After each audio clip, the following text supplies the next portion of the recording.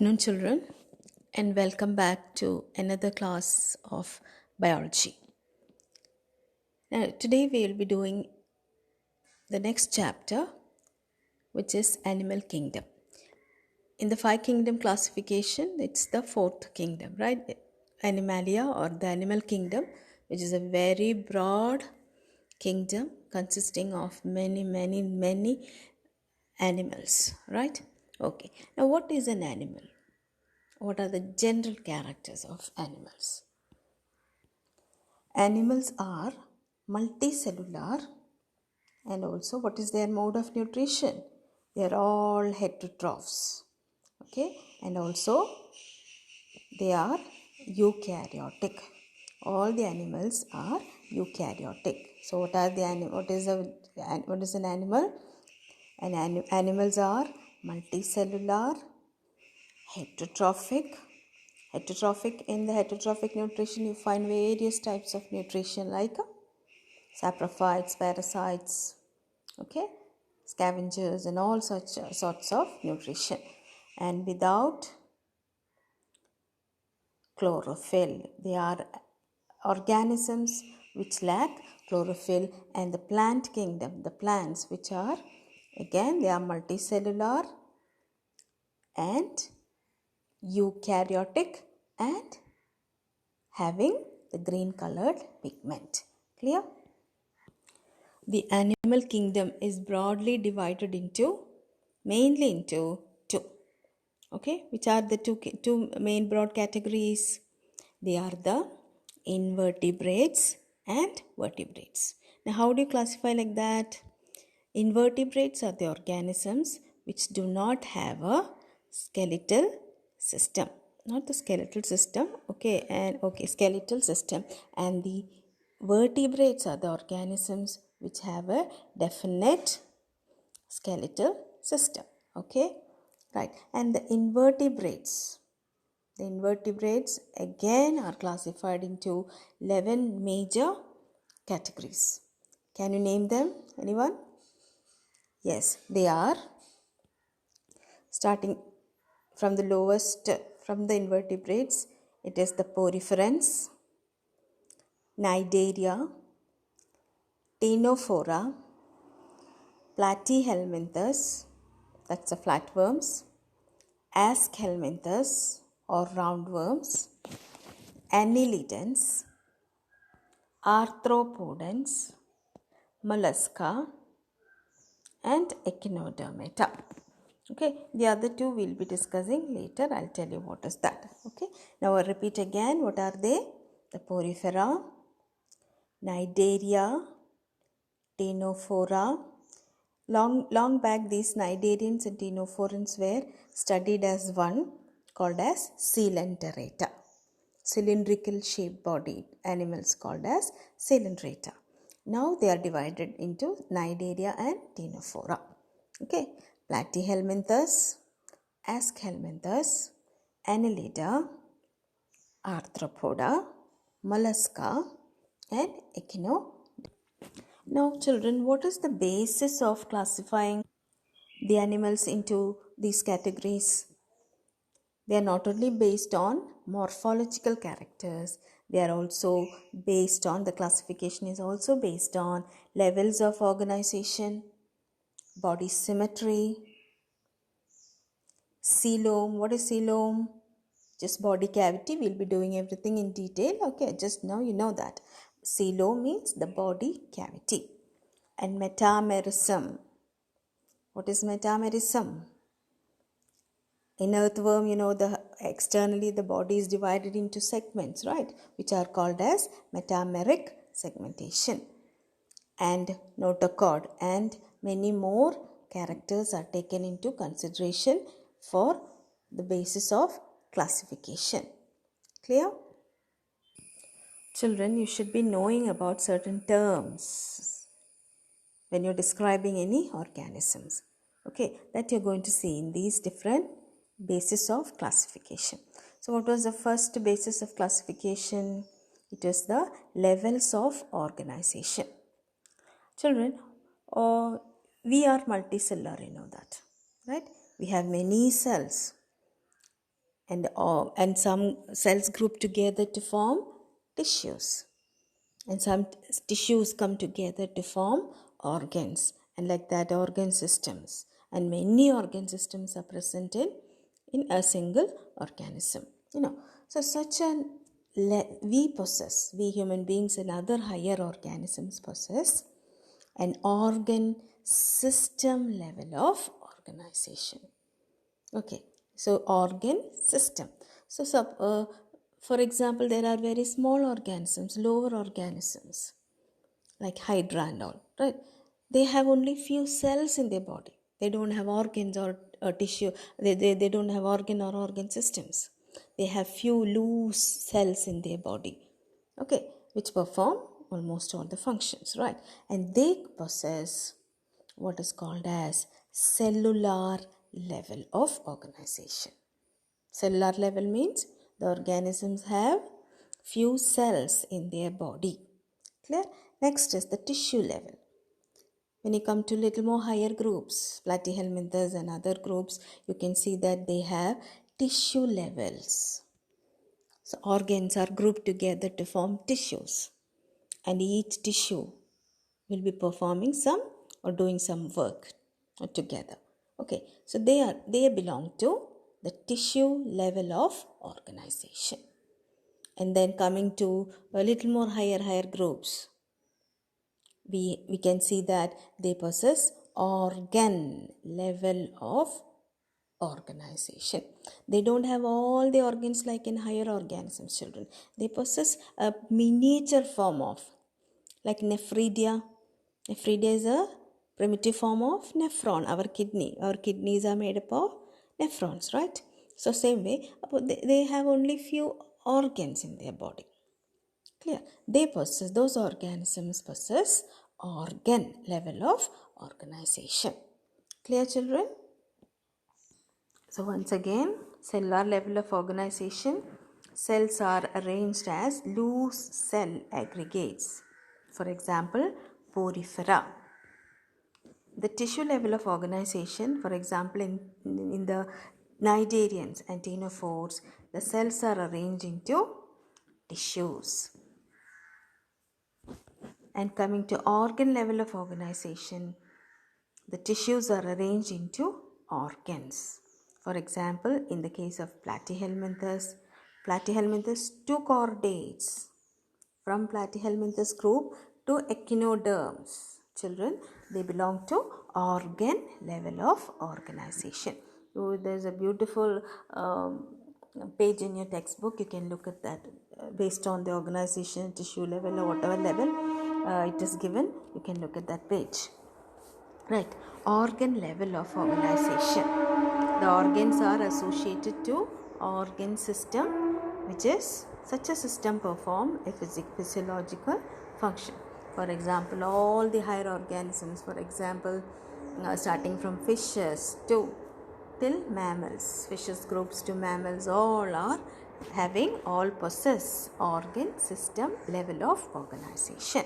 Okay, children, there are, in higher organisms, they have a circulatory system, right? And circulatory systems are of two types in different organisms, mainly of two types, which are the open circulatory system and closed circulatory system. What do you mean by open circulatory system? What do you mean by open? That means the blood, there is a heart organ or heart-like organ, and which pumps the blood into the systems, right? And unlike in our case, in human beings and higher vertebrates, the blood flows in a definite tubes.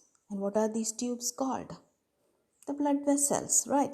Blood vessels, and return back to the heart again. A heart is pumping the blood into blood vessels, and it is again transported back to the heart itself, which is called as a closed circulatory system. What is that? Closed circulatory. So what is open? The blood is not flowing in blood vessels. Heart pumps the blood into the body or sinuses or spaces inside their body, right? okay, which is called as open circulatory system. And coming to digestive system. Digestive system. For example, Hydra. Hydra have only one opening at the top. You have drawn Hydra somewhere in 8th standard, right? You remember the figure? Yes, it has only one opening at the top, which is that opening is both the opening for digestion as well as excretion. Clear? Okay. So here the digestive system is called incomplete. And all the other organisms whose digestive system starts from a mouth opening to the anal opening is called as complete digestive system. Clear? Okay. So what are the two types of digestive system, children? Complete digestive system and incomplete digestive system. Next, we will talk about symmetry. You might have studied in maths what is symmetry. I need not tell you, I think. Right. So what is symmetry, children? It is the arrangement of organs or body parts on both sides of the main axis. Right. Any object, even a non-living object, if you look at a non-living object or any organisms, it has got a particular body parts arrangement, right, which is called as its symmetry. So according to symmetry or based on symmetry, there are two types, which are, what are they? Symmetrical. For example, our case, right? When you divide your whole body into half from top to bottom, you can see our body parts has equal parts on both sides, same type of parts on both sides. Clear? Okay, that is called as, or such an organism is called as, or possess symmetrical organization. Right? So what will be the opposite?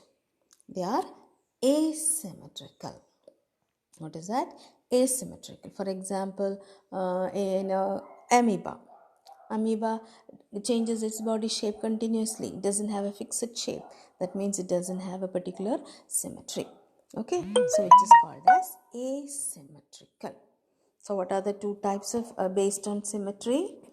They are symmetrical and asymmetrical. Clear? Symmetrical organisms possess two types of symmetry again, right, which is radial symmetry. What do you mean by radial symmetry? For example, I just gave you an example of human beings, right? If a body has equal left and right parts the same when the body is divided, or when it is divided only in one plane, either horizontal or longitudinal, whatever it is, no problem. But there is only one plane of division. If you divide that organism along one plane, you can find on either side there will be equal or same parts. For example, human beings, right, from top to bottom, if you divide, you can find left and right have equal or same organs or parts. Externally, of course. Okay, and the other type is radial symmetry. What did I say now? What I said was bilateral symmetry. Bilateral, okay. Two, just one symmetrical, just one plane of symmetry. The second type is radial symmetry. What is radial symmetry? For example, our echinoderms, starfishes. Starfishes has how many symmetry? It has 5 arms, right? 5 radiating arms, you know that. So how many ways you can divide that animal so that you can get equal halves to both equal halves? There is more than one plane. So it is called as radial symmetry. Clear? Right. Radial symmetry. More than one plane. You can divide the body into 2 equal halves. This is another example showing radial and bilateral symmetry. Every organism you can take and just imagine and what type of symmetry do they possess. You can just answer, right, yourself. You know, every organism has got a front and back side, or those crawling creatures will have under surface and upper surface, right? Now what do you call in biology? You should know the terms, right? So the top surface, upper surface of these organisms are called as dorsal side. Which is the dorsal side of human beings? Our back side is the dorsal side or surface, dorsal surface, right? And under or our front portion is the ventral. The portion or the side which touches the ground, which faces the ground, is the ventral surface. Okay, for us the front is the ventral surface. Okay, and the head region is the anterior. All these you know, isn't it, of an organism. Anterior portion, and the leg or the tail of these organisms are considered as the posterior portion or posterior side. Clear? Children, you know, all organisms' life start from a single cell, zygote. Isn't it? After the male and female gametes fuse, they form one cell structure called zygote. Okay, in lower organism there is no zygote and all. Still, okay, all our lives start from a single cell. Right. Later, immediately the single cell zygote, you know, it starts its cell division. Isn't it? Where one cell will become into two, two into four, 4 cells become 8 cells, 8 cells 16, like that. Okay, like that continuous cell division happens to form a mass of cells. Okay, right. And later, once after many divisions, the cell division stops, and the cells now rearrange themselves to form mainly 2 or 3 layers. They arrange themselves in 2 or 3 layers. What are these 3 layers now? You might have heard it before. These are the outer ectoderm, innermost endoderm, and the middle mesoderm. What are the 3 layers? In lower organisms, you can see only 2 layers. What are the 2 layers? Outer ectoderm and inner endoderm. Clear? Okay. In human beings and higher organisms, we are developed from the 3 layers of cells. These are called as germ layers or germinal layers. These 3 layers are very, very important, children, because from these layers of cells only our whole body parts, different parts of the body, organs are different organ systems, body parts are developed. Clear? Okay. You know from which whether it's mesoderm, our skin is ectodermal in origin, our muscles are mesodermal in origin. You should be knowing that, right? Okay, so the 3 layers are, what is that? Again, they are the outer ectoderm, innermost endoderm, and the middle mesoderm. Okay, in lower organisms, I told you they have only 2 layers, 2 germ layers, which are they? An outer ectoderm and inner endoderm, right? Okay, now the organisms which are developed from 2 layers, 2 germ layers, we call those organisms as diploblastic. What is that? Diploblastic organisms or animals, right? You might have studied in 9th, I suppose, right? And those organisms or animals which develop from 3 germ layers are called as triploblastic animals. All right. So what are the 2 types of organisms based on the germinal layers? They are diploblastic and triploblastic. And next basis of classification is based on the presence of a body cavity called coelom. Right. Now after the development of the 3 germ layers, again some changes happen in the growing embryo, right? Growing zygote after, now it's not zygote, right? It is now an embryo, we call it as embryo, right? In that embryo, and middle there occurs or there starts a cavity. The cavity is seen between the gut wall means which is actually the digestive system, and the body wall. You can just think and I can imagine now there is a cavity which develops between the gut. Gut is the central digestive system, right? From there to the body wall there is a cavity. Inside this cavity only, children, our organs and things are arranged later, okay, after development. Clear? So the organisms which have or which possess a body cavity or coelom is called coelomate organisms, right? And which do not have such a body cavity are referred to as acoelomate. Okay, what are the two types? Coelomate and acoelomate.